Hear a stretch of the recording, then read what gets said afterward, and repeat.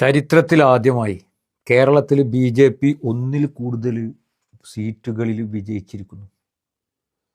അതായത് അവസാനം നടന്ന ലോക്സഭാ ഇലക്ഷന് പ്രകാരം സംസ്ഥാനത്ത് 11 നിയമസഭാ മണ്ഡലങ്ങളിൽ ബി.ജെ.പി. ഒന്നാം സ്ഥാനത്ത് ഉണ്ടായിരുന്നു. ആ നിലക്ക് കൂടുതൽ ജാഗ്രതയോടുകൂടി ഇടപെടേണ്ട ഒരു ഇലക്ഷനായിരുന്നു ഇപ്പോൾ ഈ കഴിഞ്ഞു പോയത്.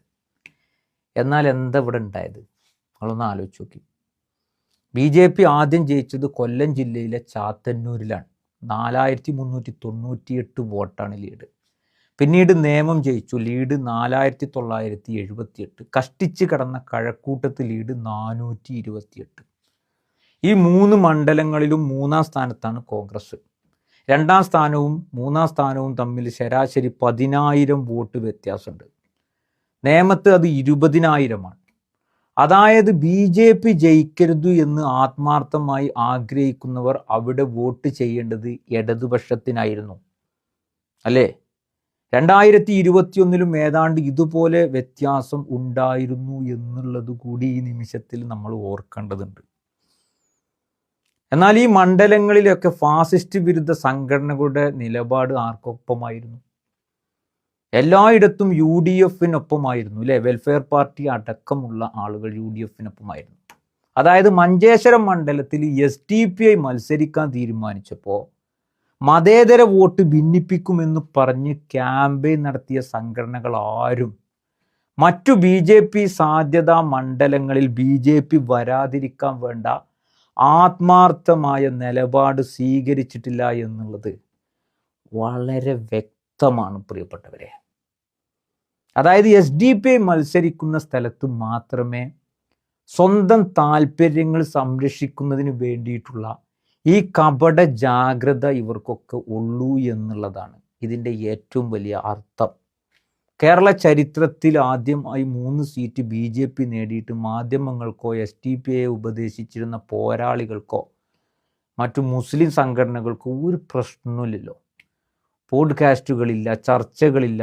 UDF കേരളം തൂക്കിയല്ലോ, അത് മതി, അതിനു വേണ്ടിയായിരുന്നല്ലോ ഈ നിലപാടൊക്കെ എന്ന് പറയാണ്. ഇതൊക്കെ ബെസ്റ്റ് ഫാസിസ്റ്റ് നിലപാട് തന്നെയാണ് കേട്ടോ.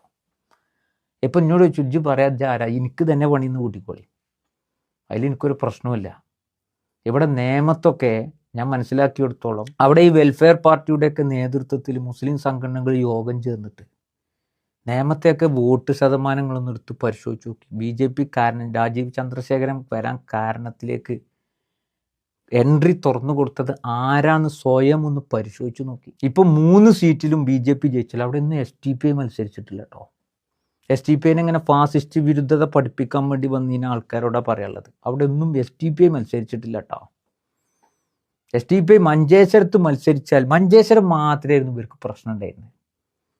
അവിടെ SDPI സ്ഥാനാർത്ഥിനെ പിൻവലിച്ചോടുകൂടി ഇവരെല്ലാവരും പ്രശ്നം തീർന്നു. 3 സ്ഥലങ്ങളിൽ ബി.ജെ.പി. കയറി വന്നിട്ട് അതിനെക്കുറിച്ച് ഒരു പ്രശ്നമല്ല ഇവർക്കാർക്കും. ആലോചിച്ച് നോക്കി. അപ്പോൾ ഈ കപട മതേതരത്വം ഇത് ഭയങ്കരമായൊരു ഫാസിസ്റ്റ് വിരുദ്ധതയാണ്. SDPIൻ്റെ സംസ്ഥാന പ്രസിഡന്റ് CPI ലത്തീഫ് പറഞ്ഞു, ഏകദേശം 11ഓളം വരുന്ന മണ്ഡലങ്ങളിൽ വളരെയധികം മുന്നണികൾ ജാഗ്രത പാലിക്കേണ്ടതുണ്ട് എന്ന് പറഞ്ഞു.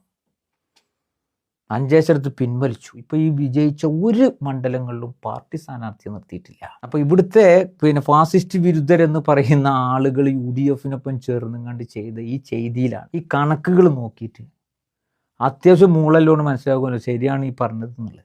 ഇപ്പോൾ കോൺഗ്രസ് UDF തരംഗം ആഞ്ഞടിച്ചപ്പോഴും 3 സീറ്റിലാണ് ഇവിടെ ബി.ജെ.പിക്ക് എൻട്രി കൊടുത്തിട്ടുള്ളത്. അതിൻ്റെ കാര്യകാരണം കൂടി പരിശോധിക്കേണ്ടതുണ്ട്. അത് പറയുമ്പോൾ അതിനെ കൊഞ്ഞനം കുത്തിയിട്ട് കാര്യമല്ല, കണക്കുകളാണ് നമ്മളോട് സംസാരിക്കുന്നത്. ആരാണ് ഇതിൻ്റെ കാരണക്കാരെന്നുള്ളത് എല്ലാവർക്കും ബോധ്യപ്പെടേണ്ടതുണ്ട്. അത് പറയുക തന്നെ ചെയ്യും.